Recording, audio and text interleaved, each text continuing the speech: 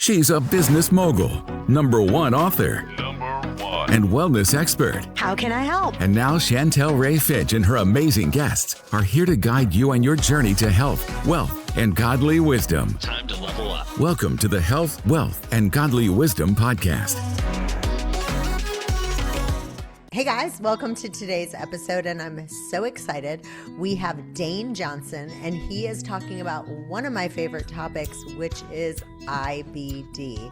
He has discovered the most amazing alternative solutions to Crohn's, colitis, and other forms of IBD. And everything nowadays, we are talking about gut health and how we can improve our gut. And I truly believe if you can really get a handle on your gut and fix it, it will change your life. So anyone who's in this space and have the things that he has come up with, guys, are unbelievable. So you are in for a treat. He's been on a show before with us here. So if you haven't heard that episode, go back and listen to that as well. But Dane, welcome. Thank you so much for having me, Chantel. And I'm so excited to be here. I dedicate this time to using every minute that I can to help you get massive results in your gut health with inflammatory bowel disease or even irritable bowel syndrome, Crohn's disease, ulcerative colitis, or anything like that. Let's get massive results. I'm blessed to be here. Yeah. So one of the things that I love is that I believe the reason why you're so good at what you do is because you've turned your pain into your purpose. So I want to kind of talk about that and give listeners a quick glimpse of how you got into this space and why you're so passionate about it. Yeah, absolutely. Pain to purpose. I had a life-threatening case of Crohn's and colitis myself. It wasn't easy. I failed for years. I spent $50,000, $100,000, $150,000 easily not getting any results. I didn't come from a wealthy family, so we were really pinched trying to do all this. But I got my first symptoms at 19. At 26, on my 27th birthday, I nearly died of Crohn's colitis with a feeding tube, 4 different antibiotics, 200 milligrams of infused prednisone on Entyvio, methotrexate, 6-MP, ambient, painkillers, 3 grams of Dilaudid, you name it. They had me hooped up on all of it. I was in the hospital for 4 to 6 weeks where I nearly passed away. Checked myself out, housebound for a year. That's where I finished natural medicine school and worked with a few different professors who taught me some stuff I still use to this day, and just became, just obsessed with how do I take my life back? How do I get happy? How do I get healthy? How do I restore this gut? Why did this even happen in the first place? Doctor said food doesn't matter. There is no such thing as root cause.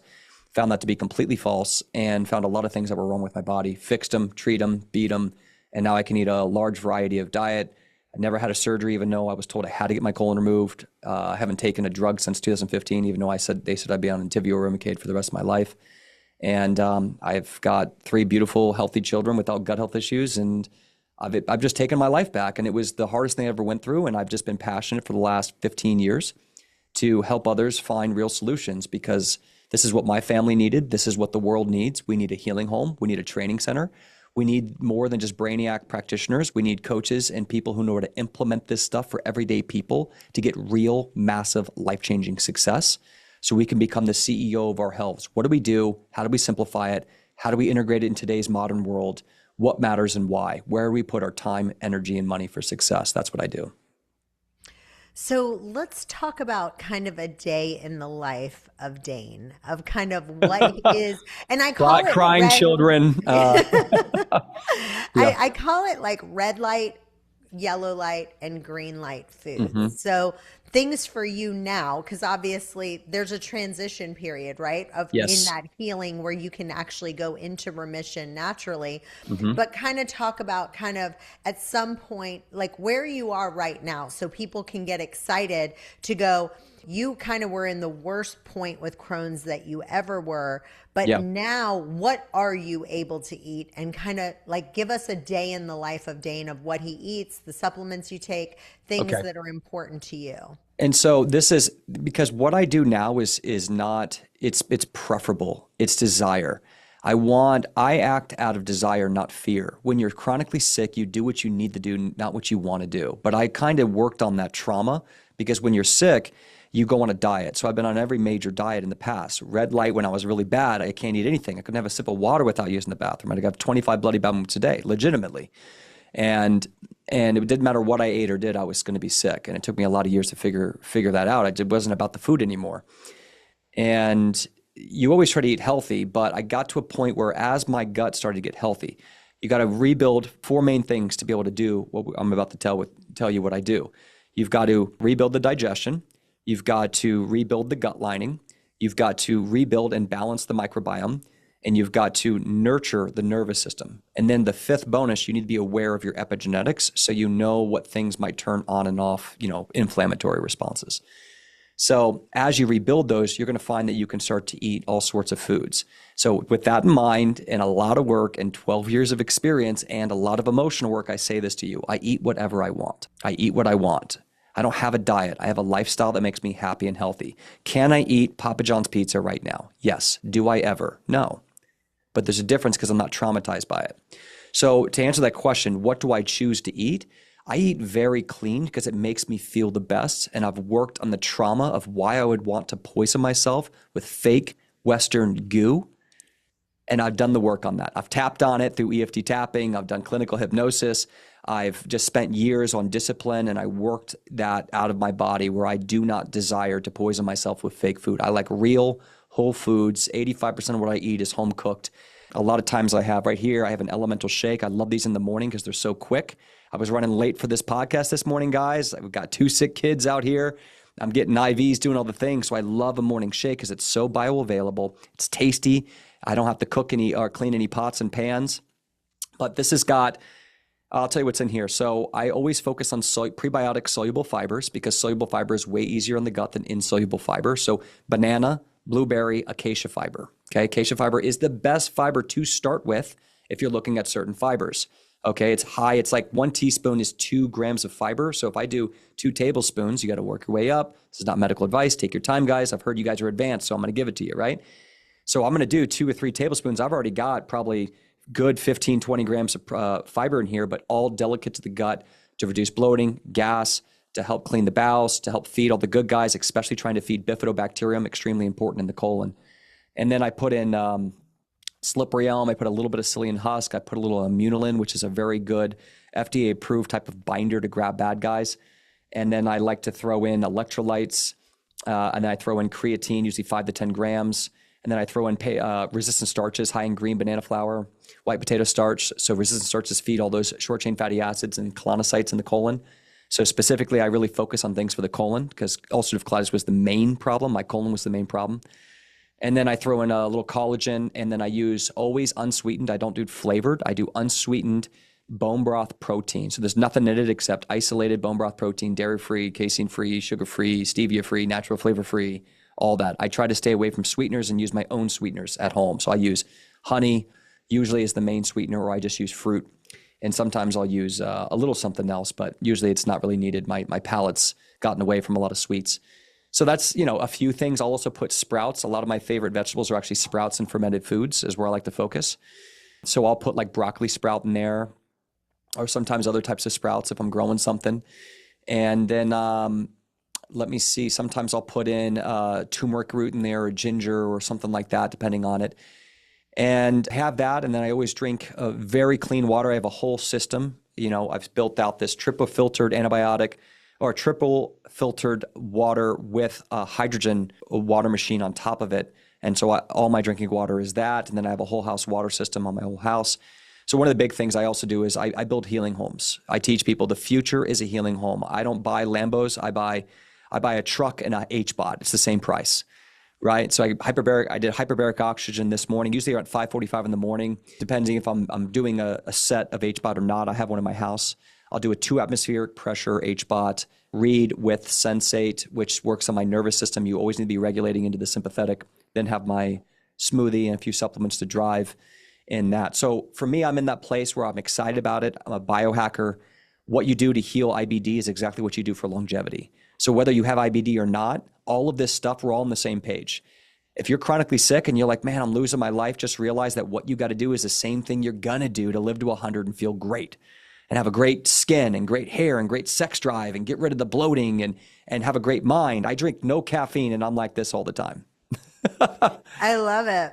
Well, I have a question for you. I put this, Yes. we were having you on the podcast, and this girl, I'm not even going to go through all the questions. Her name is Sarah Nuevo from Oh, I Dallas, know Sarah. Texas. You Yeah. do? I think I know who you're talking about. Yeah. Okay. Well, she literally asked 15 questions. I'm not going to ask all of them, but I'm going to do a I think I couple. know. I think I know who you're talking about because a lot of our. I think she did. She say she's a member of our program? No, she didn't. Sarah Nuevo. Okay. All right. So she I might said, know her. I might know her. Okay, here's go her ahead. questions. She I said, might not. Go there's ahead. a lot of conversation about sourdough bread. She Yep. said, what is your opinion on doing regular sourdough versus the mistakes that people make trying to do gluten-free sourdough? Yeah. Oil of oregano. Well, Well, okay. let's We do can that go one through all and 15 then of her questions. let's do that one and see and then I'll So, give you the well, rest of them. I hope I answered enough about my daily routine. I just want to finish that That by was saying great. I eat whole foods. I eat what I want, but I don't put poison in my body. My spirit, my mind, my palate is accustomed to real food. I love feeling good. I don't snack. I have water and tea predominantly to drink. I don't drink alcohol. I don't smoke anything anymore. I did all that, a lot of that in the past.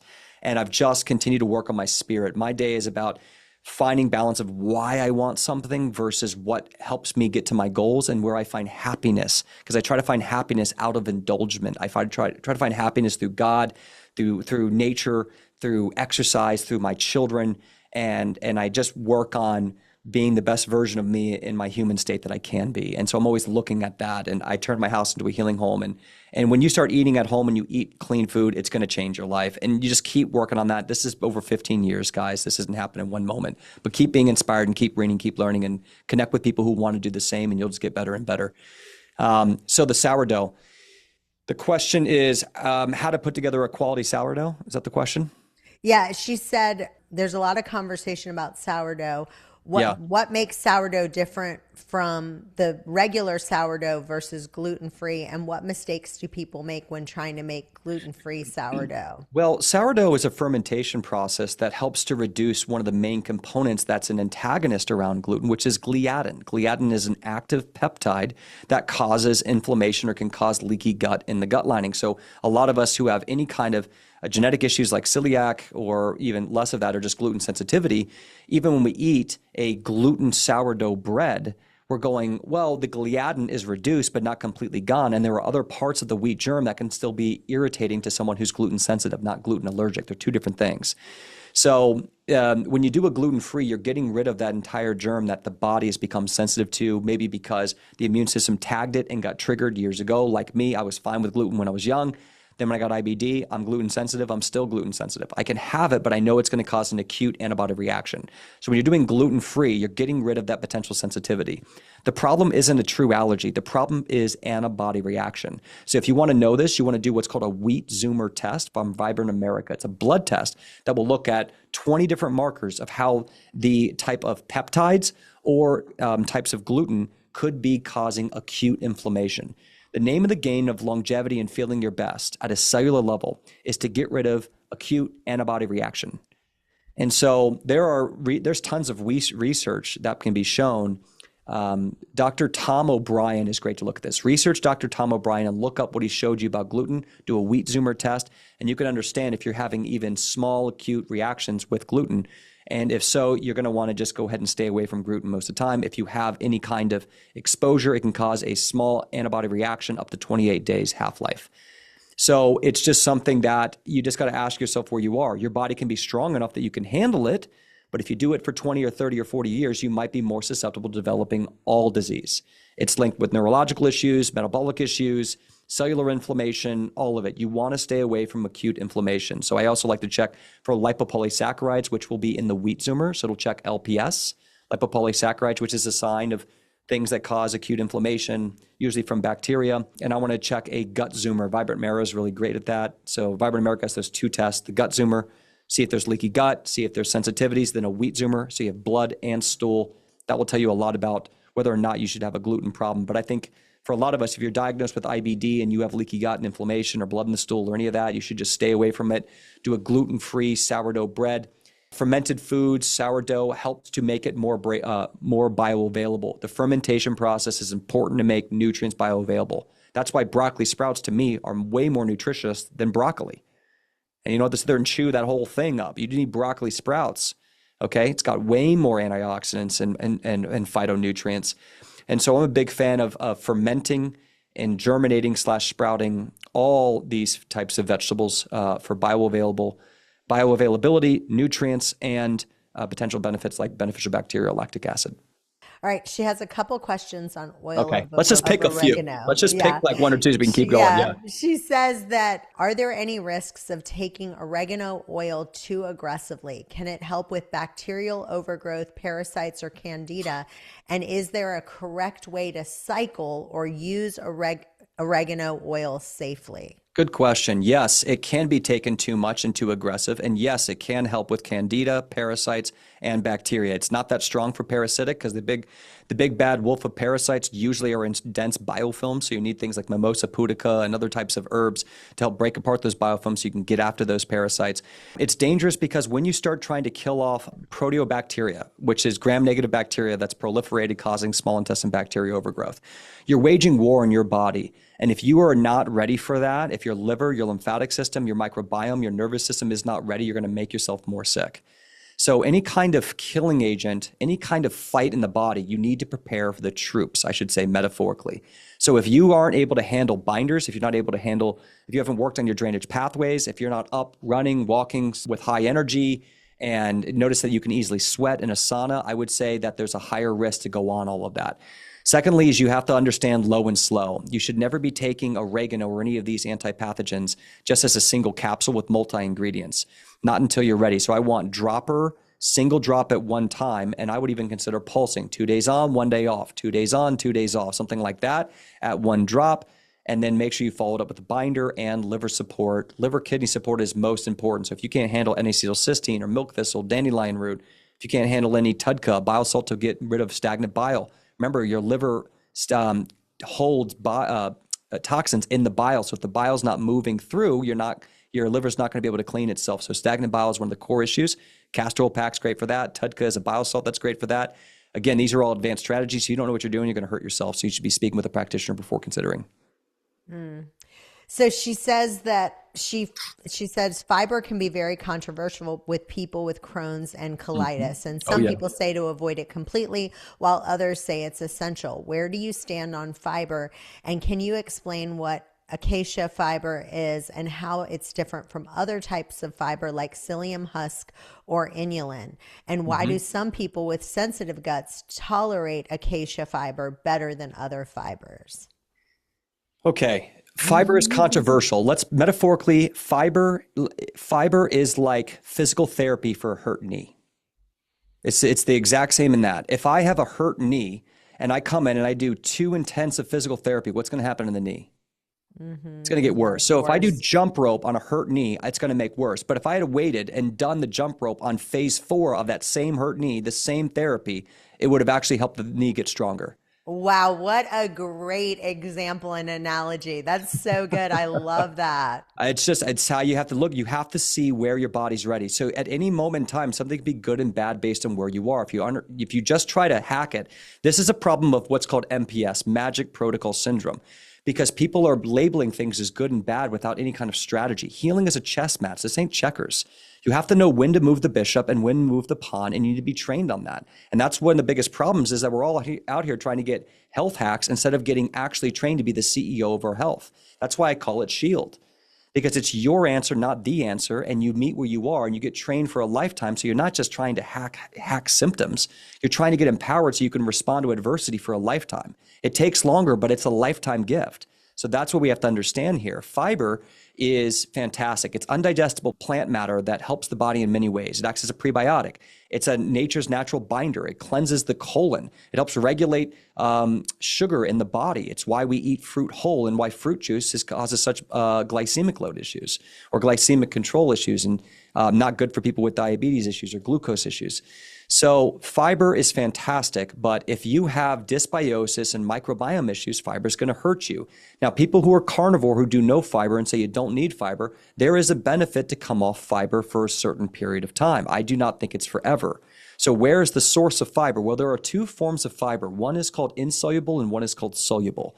You want to focus with any kind of gut issues with prebiotic soluble fibers. That's what we talked about. Acacia fiber, bananas, blueberries are great examples. Soluble fiber means it absorbs water. It means you can squish it. Okay, so it's not really easy broken down. It's not very high in soluble, but most foods have a combination of soluble and insoluble. What you're looking for is one that is much higher in soluble. Well, guess what's really high in soluble fiber?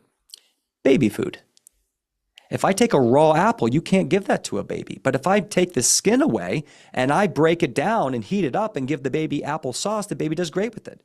Same food, but it's been broken down to a way that increases bioavailability, and it still has some fiber in it.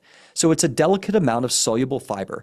You want to be able to squish it, okay? If you can't squish it, don't eat it, no seeds, no skins. That's how you start with fiber, okay? Can't squish it, don't eat it, no seeds, no skins. Now, if you look at something higher in insoluble fiber, it's going to be like leaves. If you try to churn up spinach, it's going to be all these jaggedy, sharp edges in that smoothie. And you're going to go, whoa, that's too much. Your body's saying, don't, I can't do that.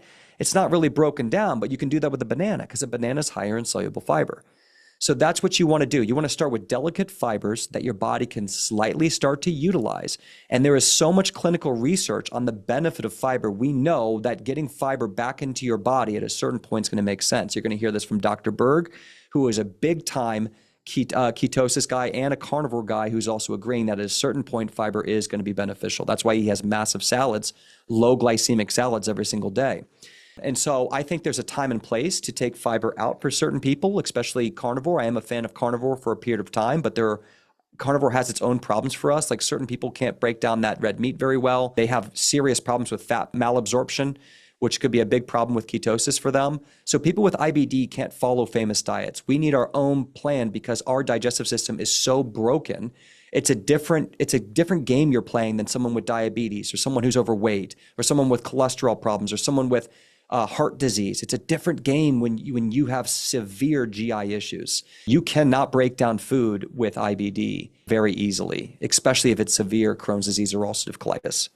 Hope that answers the question. Yeah. All right. This is from Lauren Masongo.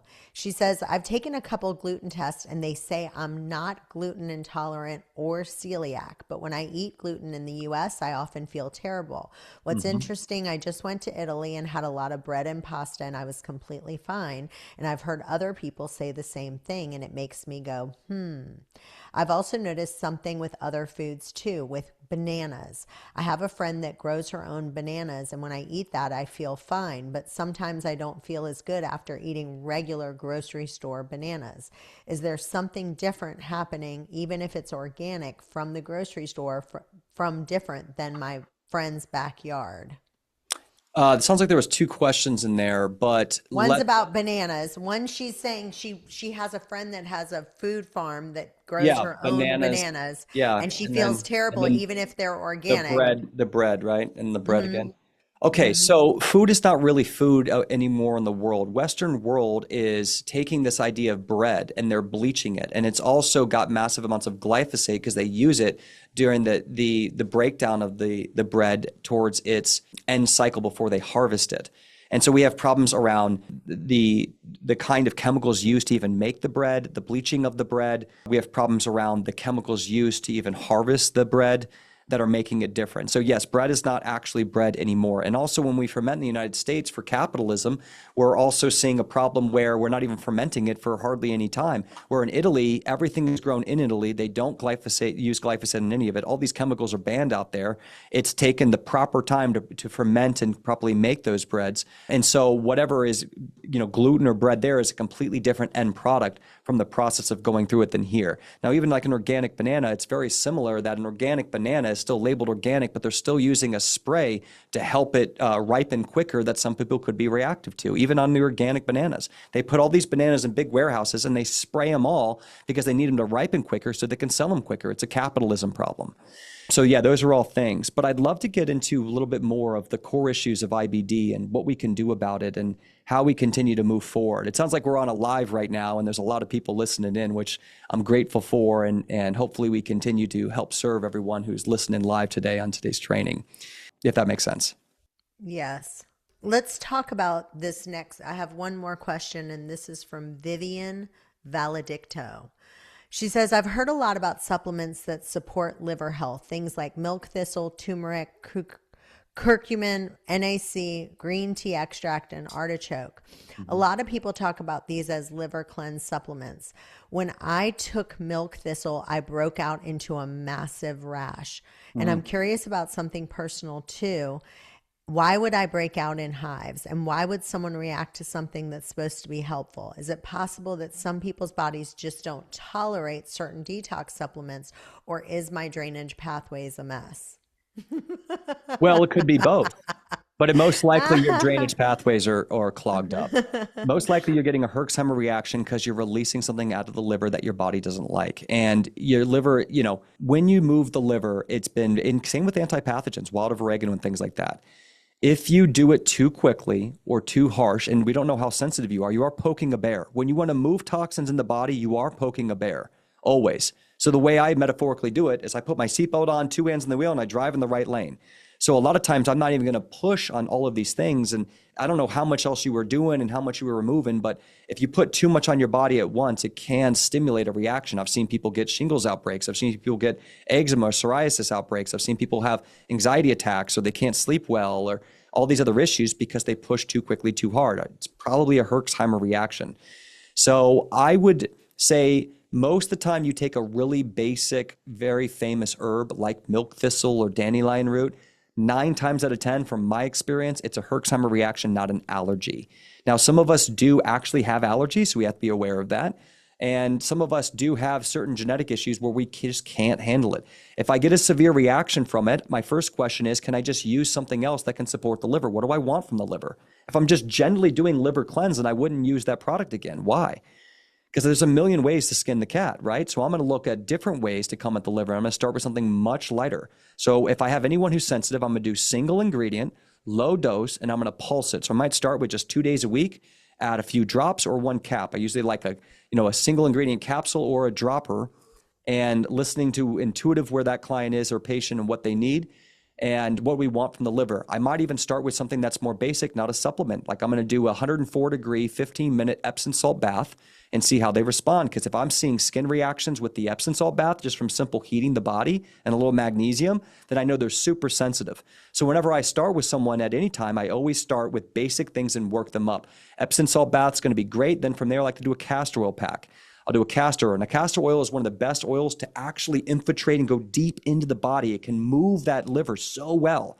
So I might just do 30 minutes of castor oil pack to start, maybe Epsom salt bath. Everything goes well. I'm going to do a single ingredient liver product. Maybe it's just a milk thistle. Maybe it's just a little bit of N-acetylcysteine, and maybe it's only 600 milligrams instead of 1.8 grams of NAC, which a lot of people will start with.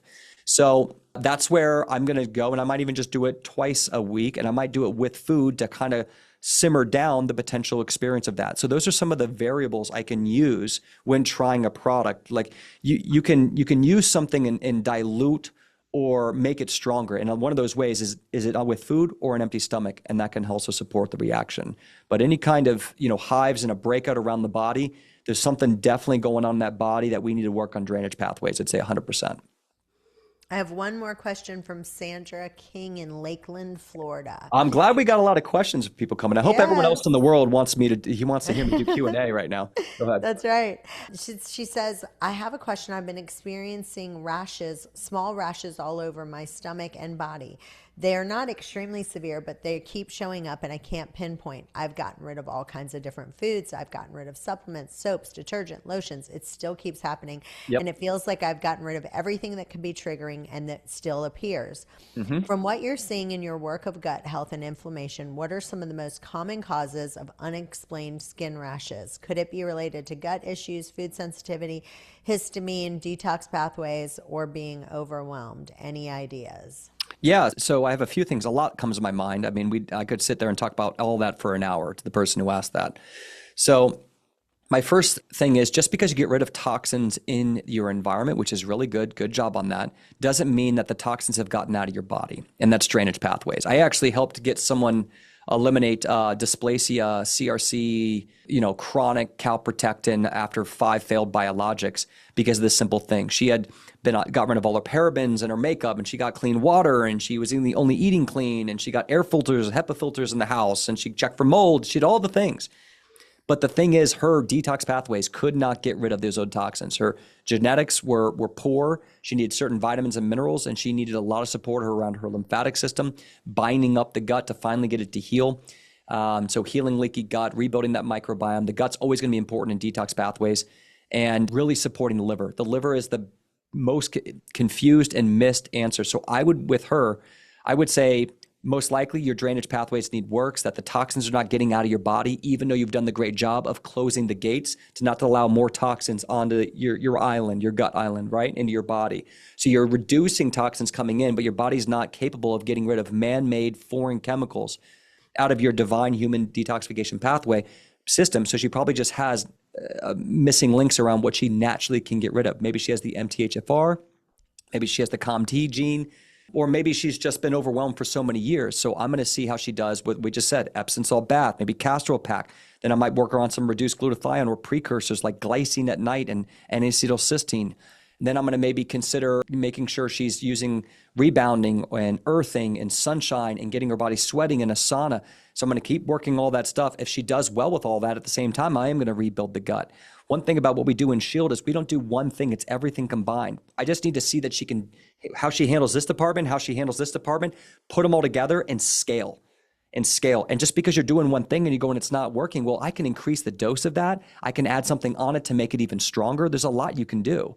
Like if a person's anemic saying, Dane, I'm already taking iron, I might put them on desiccated liver with heme iron and copper and vitamin C, and all of a sudden it's working. You see what I'm saying? That's an example of how you can compound certain stuff to get the one thing to work better. Okay, like a wheel doesn't work without the car. The perfect wheel doesn't work without the car. So you got to put it all together to get the results. So with the skin, the gut is always connected. I could run a Neutrogena commercial on how many people I've helped with their skin because the gut's always connected. It's almost always, I see candida, I see bacteria as a common issue. It's drainage pathways, absolutely an issue. The leaky gut is probably an issue as well. So I'm also going to probably start titrating her up on high-dose probiotics, when she can tolerate them. If she's getting a histamine reaction, she asked about histamine, then I know that I've got to do a little bit more work at a cellular level. I've got to work on her drainage because histamine and drainage goes hand in hand. So one of the things I love is you on your website, and we'll put the link in the show notes, but you have something called 6 tips to healing Crohn's and colitis. Mm-hmm. Give us 1 or 2 of those tips that maybe we haven't already talked about, and then everyone can download the rest of the guide to living a symptom-free lifestyle. Well, the 6 tips is really just to get people started. When I wrote that, I wanted to give someone a very basic place to start. Most people with IBD don't have a background in functional medicine, have never come up with this. We get a lot of moms and dads or people who are just diagnosed who have no clue about this, and we want to give them simple ones. But one of them in there is to be the CEO of your health, is what we're talking about here. I would say the number one guaranteed way you're going to get massive success is to not just look for a simple hack, but to start understanding the why. Whoever you're working with, make sure that you're learning the strategy in their belief system so that you can start to understand how to use that for life. Like here's a good example. Don't take anything, any supplement, any herb, anything recommended to you, unless you can sit down and write 2 to 3 sentences on why you should personally take it and what it's personally going to do for you and why. If you can't give me 2 to 3 sentences, you shouldn't be taking it. We call it solving supplements. If I walk into any grocery store, my goal is that I give you a breakdown of supplements on how to categorize them and see them in a simple manner that the average person can then give me a category. The 5 categories of supplements, for example, is the probiotic regimen. This is for the gut. Probiotic regimen, mucosal healing regimen, antipathogen regimen, binders, and mucosal healers.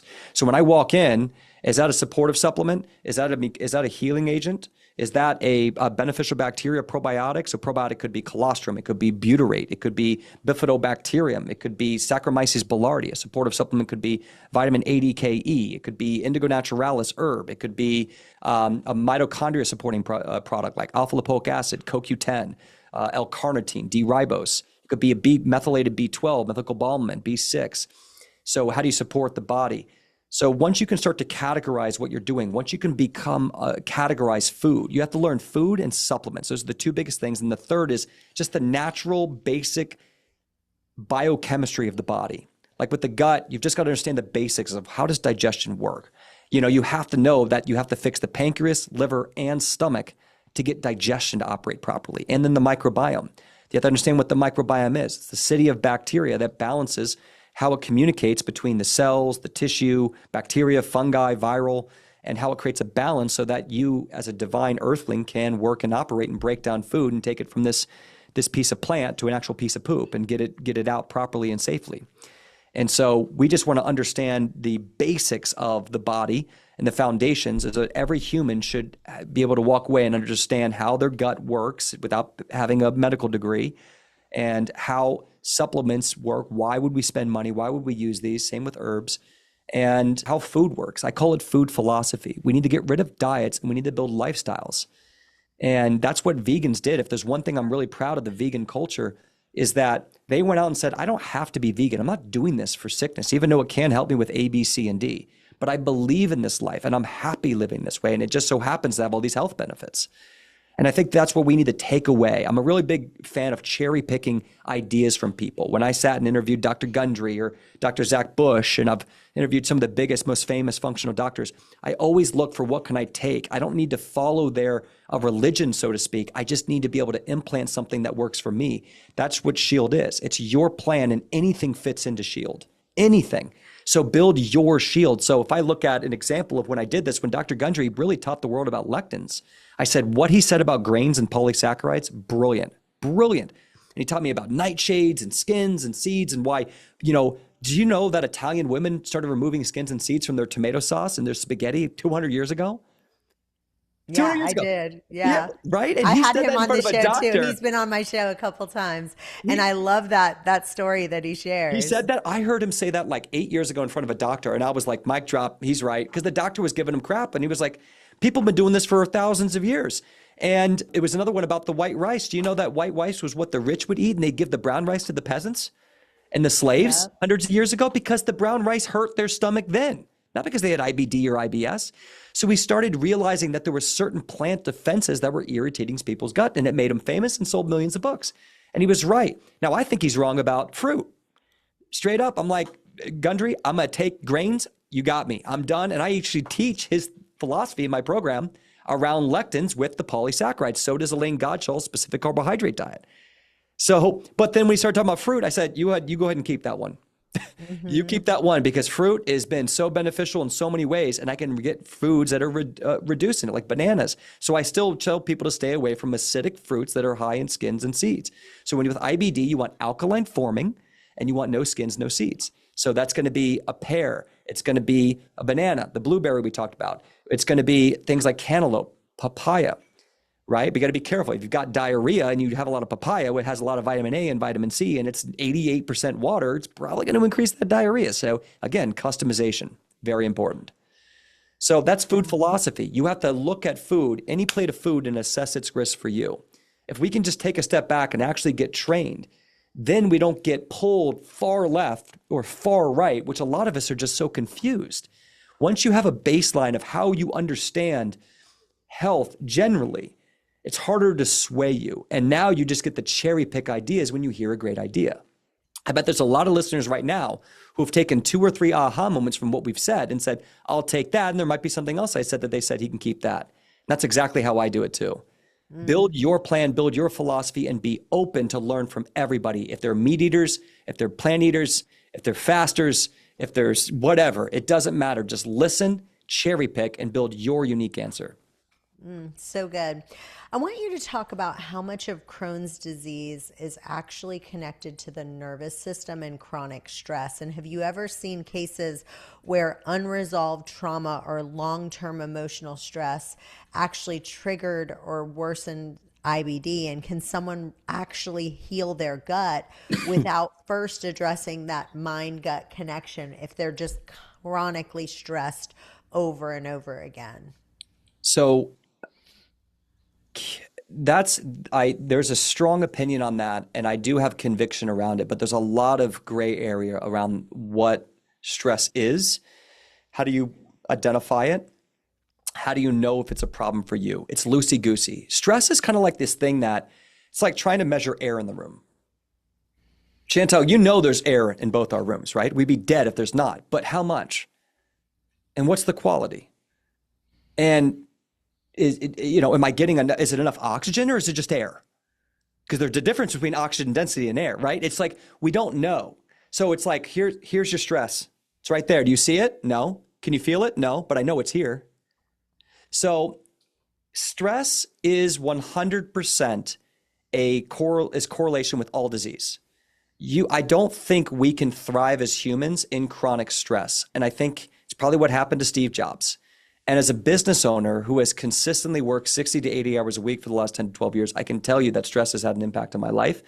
And as much as I biohack everything, if I do not continue to balance my stress in my life, that's one of the reasons I do the Sensate, it will make me sick. I can take as many peptides, I could get exosomes, stem cells, natural killer cell therapy. I've done it all. I've gotten $50,000 therapies of the best stuff in the world. I've seen it, done it, been around people who've spent over $1 million on their health. And I'm telling you, the most free, safe way to continue to heal yourself is to get your life in balance. But that's like air. So how do you know if stress is affecting you? By first understanding if you're in what kind of autonomic nervous system you're constantly in. Are you in the parasympathetic more often or you in the sympathetic? I think that's the best way to understand what kind of experience stress is having on you.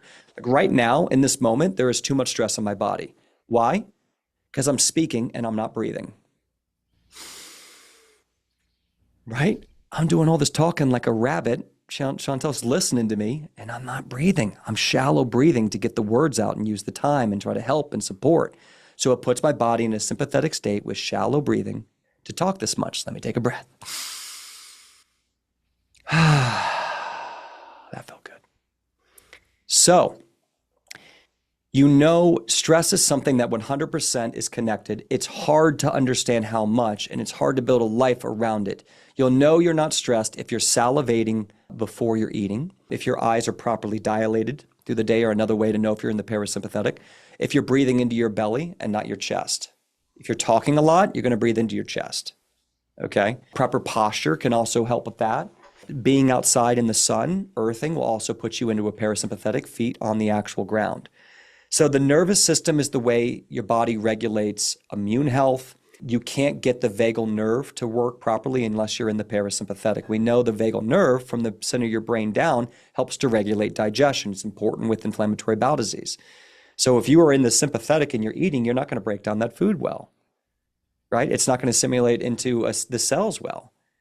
So no matter how much money you spend on it or how much biohacking we come up with, stress is extremely important. And the best thing I can say is to fight stress, try to act like a 12-year-old. Get present, find a reason to smile, take action on things that make you present. Hobbies, laughter, friendship. Like us workaholics, I'm guilty. When I get around a few of my buddies, I'm like, why don't I do this more often? Every time.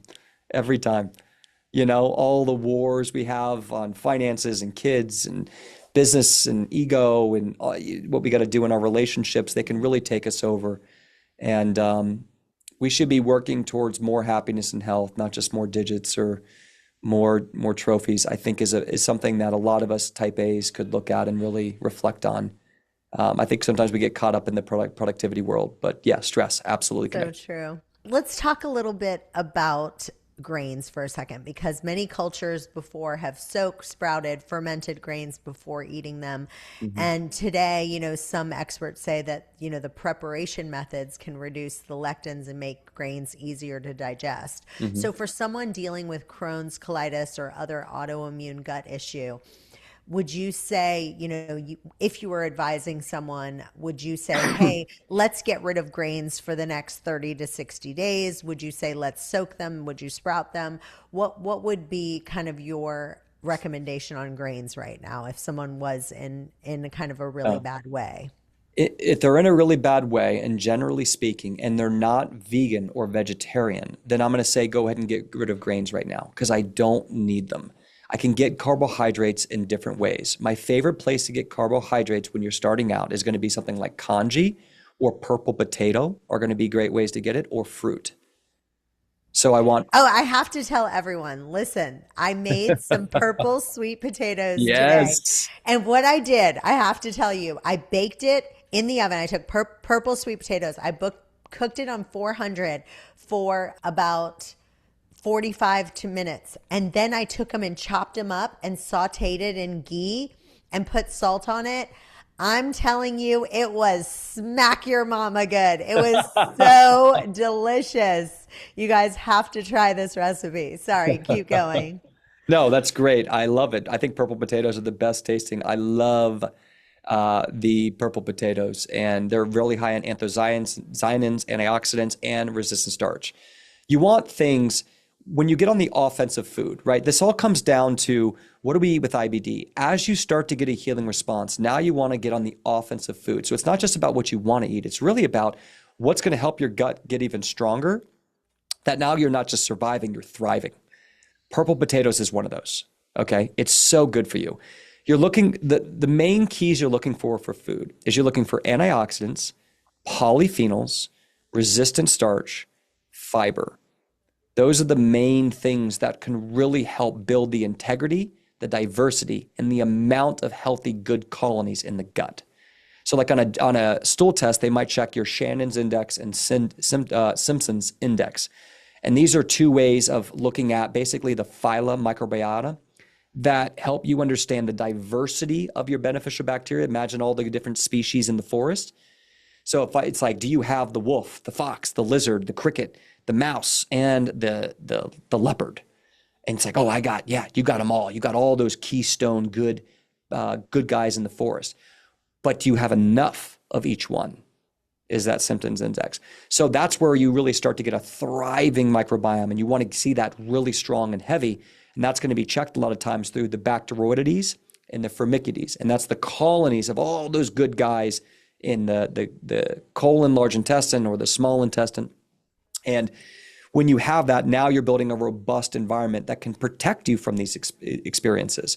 So someone who's getting sensitivities to food, the stronger that gets, the stronger the gut lining gets, the stronger the microbiome gets, the more tolerable you will become of food that causes a stress response or an inflammatory response. So that's how I went from not having a sip of water without blood and cramping and pain to people eating a wide variety of food. And you're going to hear this in people with autoimmune, that when they're in remission, when there's no problems, they almost feel like they can eat what they want and they get no bowel movement issues. Then when they're in a flare, they feel like they can't eat anything without blood, mucus, or urgency. So these are all things that are really important for when you move to this next level. Don't see diet just as a way that I have to live in a bubble, that I have to protect myself for life. You want to do it for a period of time to get a healing response, and then you want to start punching back and actually get on the offense. It's like a boxing match, I've always imagined. Like you got this guy and he's kicking your butt and you're just trying to dodge and not get hurt. And as you're dodging him and you're getting your breath back and you're getting your consciousness back, eventually you have to hold down and start punching back. And that's what really with IBD, what you're doing. It's like, okay, I'm okay. I'm getting okay. I'm okay. So now let's add in a little bit of olive oil for those polyphenols. Now let's add in a little bit of purple potato for those resistant starches that are low glycemic and high in those antioxidants. Now let's add in a little bit more blueberries with quercetin and high in antioxidants and well. And let's add in like 2 tablespoons of acacia fiber. And let's get that fiber up a little bit and just this type of fiber that we can handle, no other type, right? And let's increase our curcumin because I'm no longer getting a reaction from the potential yeast issue going on in the gut. So now I can double my curcumin. See what I'm saying? Is like you eventually hold your ground and then you look to scale variables that are safe in your specific and unique case. So if someone wanted to start feeding the good bacteria with resistant starch and prebiotic fiber, if you had to name your top 5 foods that you would recommend, whether it was like cold cold purple potatoes, I just gave you bananas, I gave you the ones to start. Yeah, give me your top 5. I would say the ones everything. Blueberry, banana, sweet potato, extra virgin olive oil. What about asparagus or like asparagus hickory? is too.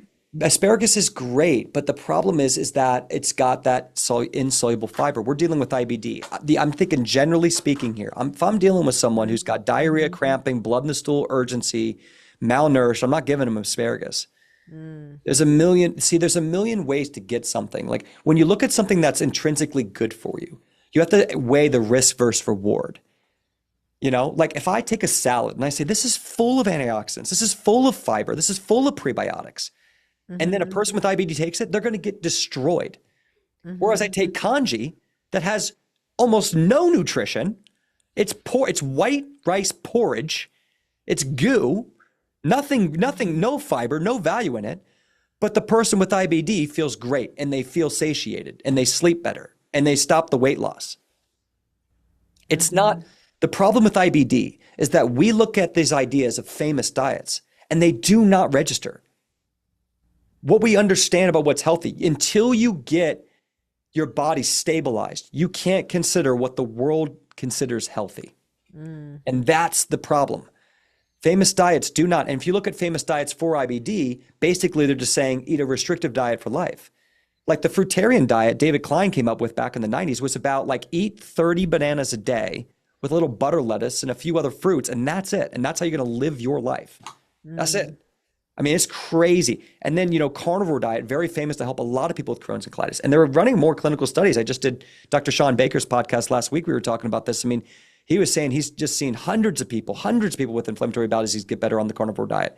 And he's right. Why? Because you're restricting all the sugar, all these carbs the body can't handle. You're getting rid of lectins and all the plant defenses that were probably irritating the body. And it's like a reset. But the thing about animal meat is it's high in these fats that the body can handle it. It's high in protein. You need excess protein to heal the body.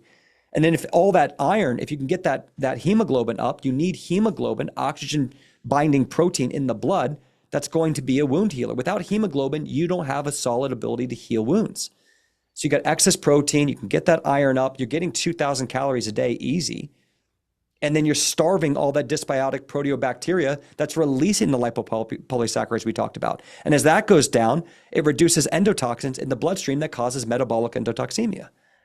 Metabolic endotoxemia is where your liver is overwhelmed with toxins and it cannot clean itself. It's a vicious cycle where it's trying to dump toxins in the duodenum, in the gut, but then it's leaking back into the bloodstream that it just dumped from the leaky gut. So it's just back into the bloodstream, recycle it again, back in the bloodstream. So metabolic edema is what's happening. I think the biggest thing is like a perfect example that I really want people to hear from this podcast today is like, you know, you'll hear a show where someone talks about fermented foods and that they can support the microbiome diversity and, you know, coconut yogurt, sauerkraut, kimchi, kefir, you know, but here's the thing. If you have IBD, you need to put these things in very slowly because some people with IBD can react to them, you know, very harshly if you're, you know, loading up with all these things. And so what you said that I think was so powerful is you really need somebody who can understand and work with you just like that. You know, my sister is actually a physical therapist. She's a doctor, but she's a doctor of physical therapy. And what you said is if you go in there and start doing, you know, jumping jacks right away on a hurt knee, yeah, we might do that 2 months down the road, 3 months down the road, and maybe only 3 or only 5. But you've got to have someone who's walking with you on this, because if you don't, then what I hear all the time with these questions is like, I've tried this and I've tried that, but you tried it at the wrong time. Yeah. Yes, this was good, but you either did too much, you didn't do the right amount, and you truly need somebody to walk alongside of you to help you with that. Talk about that for just a little bit. What you want to look for is you want to be able to have a connection with the person you're working with. If the person, in a perfect world, you're working with a practitioner that has had it themselves. Now that's very rare. That's kind of why I did what I did, because every single naturopath, medical doctor, functional chiropractic doctor that I had met never had IBD. And the problem is what you're saying. People who study something, they read it in a book and then they start to implement what they read, but it's not done in the right way because they don't deeply and intrinsically understand the experience of where that person is. You got to remember that inflammatory bowel disease means I don't know. IBD equals IDK. So you have 100 people all diagnosed with IBD, but their root causes are all over the place. One person has a histamine issue. One person's constipated. One person, the problem's in the ileum. One problem is in the sigmoid colon. The other person's got massive candida overgrowth. The other person's got parasites. The other person's got active recurring Epstein-Barr virus. So if you're just reading about this idea of IBD and it's like, yeah, you should be taking fermented foods, whenever you just take something out of a book and implant it generically to a person, you're going to get the rule of threes. Okay, 30% are going to get better, 30% are neutral, and 30% are going to get worse and say you almost tried to kill them. So it's just you're going to see those reviews everywhere. And this is what happens on most training programs online, is that they have the rule of threes because they're running people through generic supplements, through a generic plan, a generic program, and you're going to be a 1 out of 3 to get any results. And people are spending $10,000 on this. So what you have to do is you want to look for these keys. Number 1, customization. It needs to be customized to you. Don't do cookie cutter. If someone's going to give you cookie cutter products, you're betting. You're just the craps table. Number 2, work with someone who actually specializes in what you have. Just look a little harder and deeper. If it's multiple sclerosis, look for a place that does specifically multiple sclerosis. If it's someone like IBD, if it's IBS, it's diverticulitis, whatever it is.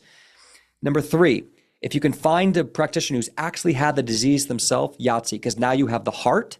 Now you have the family experience. Now you have the holidays. Now you have the traveling. Now you have the horror stories of pooping my pants, or how do I feel sexy, or how do I date? And you can really go there with someone and see how they thrive with it, especially if they're in remission.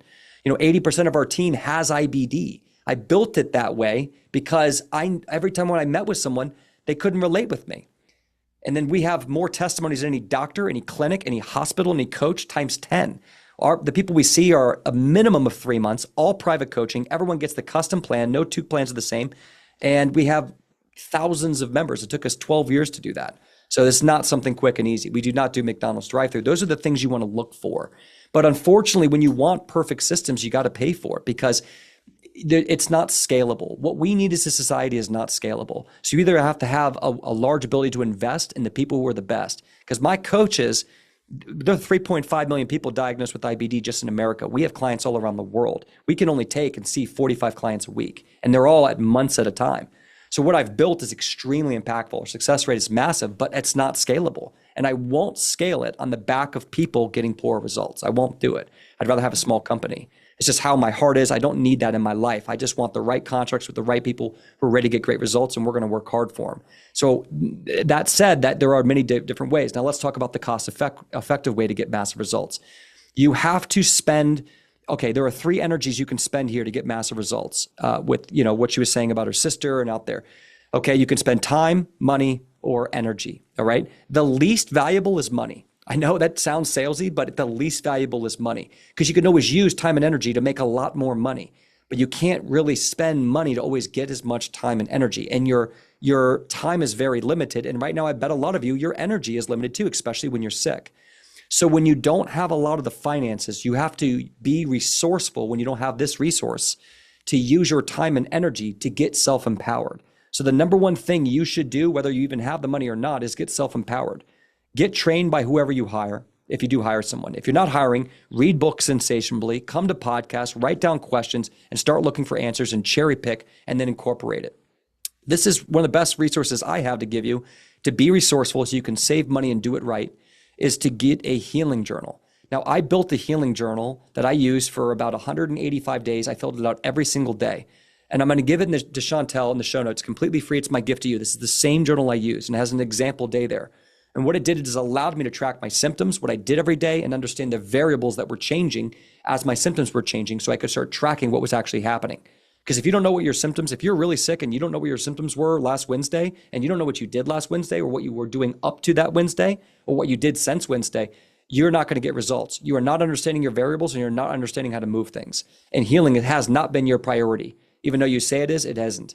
Okay? Because you're not tracking it. 5 minutes in the morning, 5 minutes in the night, become the CEO of your health. Whatever happens, if you become the CEO of your health, your dollars will 10x, guaranteed.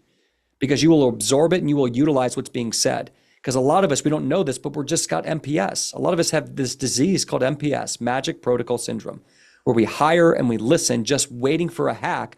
And what they're really waiting for is me to say, take 2 caps twice a day of NAC plus 3 caps of C3 curcumin plus 2 caps of GI detox with activated charcoal, and then add in RDLA to get rid of the hydrogen peroxide buildup in the colon with ulcerative colitis and you go into remission. They go, great. Print it, buy it. We'll try it for 3 weeks and see if Dane's a liar or not.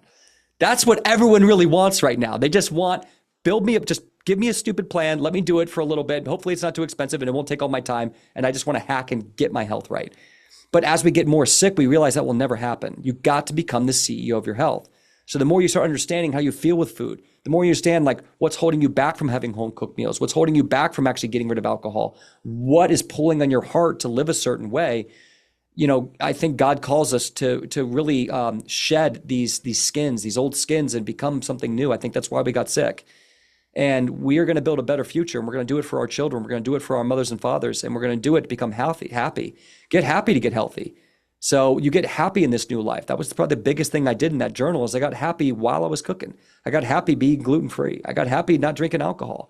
I could still put my hands in the air at a concert. I could still love on someone and tell them I had IBD. I let go of my shame.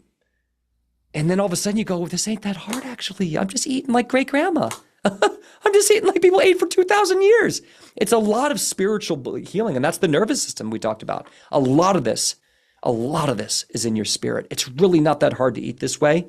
Physically, it's hard to eat this way spiritually. Well, and guys, I want to tell you, I literally, a lot of the guests that I have on my show, I agree with 70%, 80%, some of them 100%. But with Dane, everything, me and him are just so on the same page. We are just so aligned. And if you want to restore your gut health and take your life back and you're tired of living with constant digestive issues, inflammation, unpredictable systems, then it's time for a different approach. And what they do is they build your customized solution. They go in, they figure out your hidden root causes, and then they do a one-on-one private coaching with you and someone who, an expert who understands Crohn's and colitis, and they're going to walk you through it or has it themselves. Yeah, our coaches have IBD, and they only see IBD, and they only see IBD full-time as a living, and then they work with our naturopath doctor on staff and me, and we have 8 coaches around the world who meet 3 times a week to talk about every case, every protocol, every experience, and everyone. We see like 250 IBD clients a week. But I do want to say this.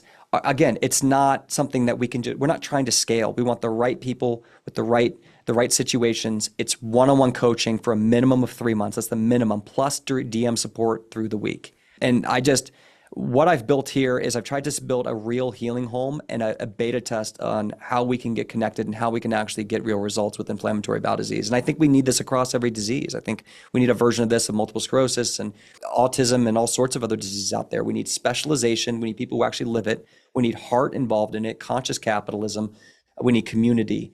And what we do is I think I do it as well as it possibly can do as far as a consulting firm could be built in an ethical way and an impactful way. But 9 out of 10 of our clients report life-changing results, 9 out of 10. And the 1 other 10, we go above and beyond to do everything we can. I mean, some cases are people's mental health or where they're at or what they can do or their integrity or just how extreme they are is so intense. It just depends. But 9 out of 10 is what we see, and we track our statistics on who would come in. We don't do a say, well, got the money, go do the plan, and you're accountable. No, we work with you. But don't you take care of us, we take care of you. That's how we work. Don't burn us out. We won't burn you out. We'll take care of you. But thank you so much for having me. And what we do, go ahead. I just want to thank you because the work that you're doing is truly changing lives. And there's so many people out there just struggling with gut issues. They feel like they're out of options.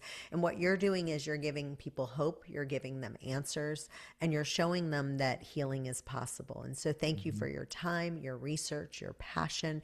You have poured into helping this community. And I know there's going to be people listening today whose lives are going to truly be different because of the information that you shared. And so everyone here, if you're listening, please make sure you share this episode with someone who needs to hear it. There's so many people silently struggling with gut issues, and this conversation could be the one thing that gives them hope. So Dane, thank you for coming on here. Tell listeners where they can find you and where they can follow you. Thank you so much. Crohn's Colitis Lifestyle, guys, is us. I'm Dane Johnson. You can find me on Instagram or YouTube or the company on both, or crohnscolitis.lifestyle.com.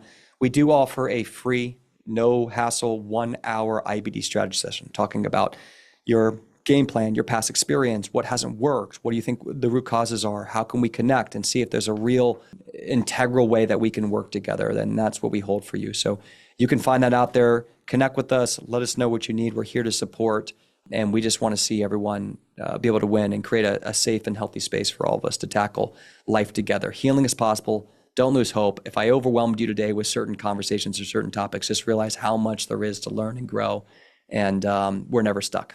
Happy healing. And you guys stay tuned. We've got another episode coming up in just a few. Bye-bye for now.